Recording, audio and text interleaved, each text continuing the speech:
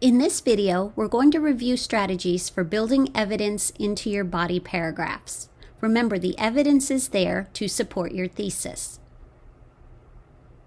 The thesis is found in the introduction of your essay. Your introduction includes an interesting way to grab your reader's attention and then provides the thesis. The body paragraphs then present one or two of these types of evidence: anecdotal, logical, or empirical. The evidence you present should support the thesis you gave in the introduction. Including evidence in your body paragraph is the thing that's going to persuade your reader that your claim or your position on the issue is worth considering. The stronger and more specific your evidence is, the more persuasive your essay will be. Let's revisit the definition for each of the types of evidence and look at an example.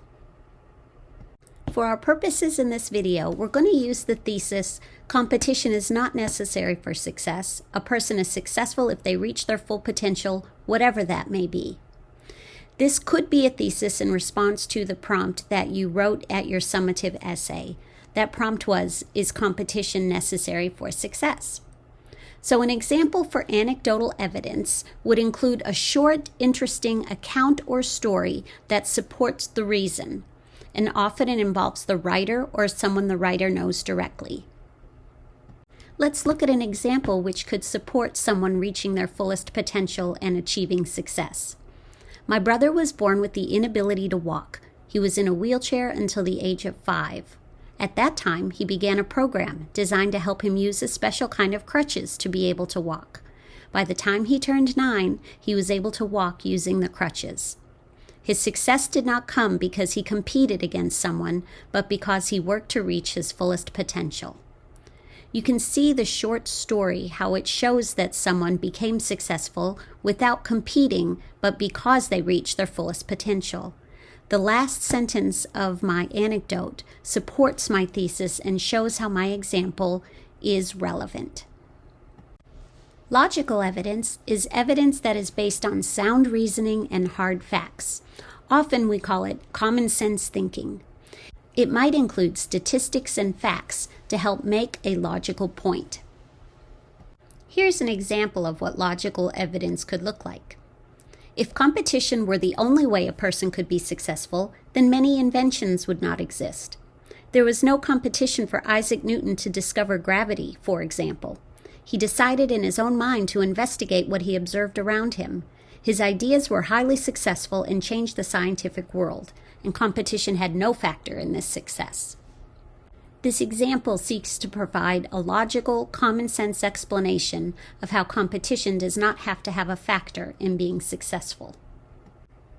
Empirical evidence refers to observable data that's gathered from experience or measurable observations. An example of an empirical study that could be used as evidence might read like this.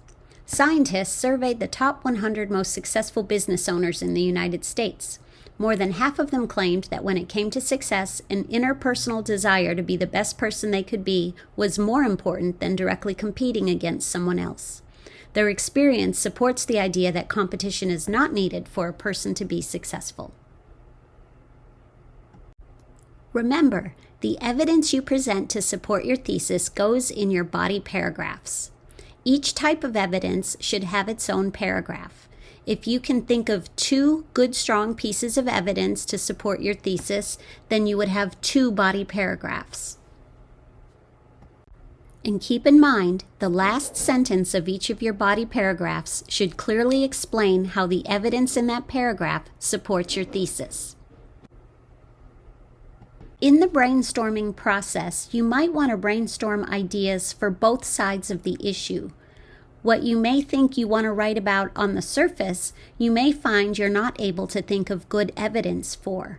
So you want to always write your essay about the side of the issue for which you can determine better evidence that would make for a stronger argument. Hopefully these tips will help you in building better body paragraphs.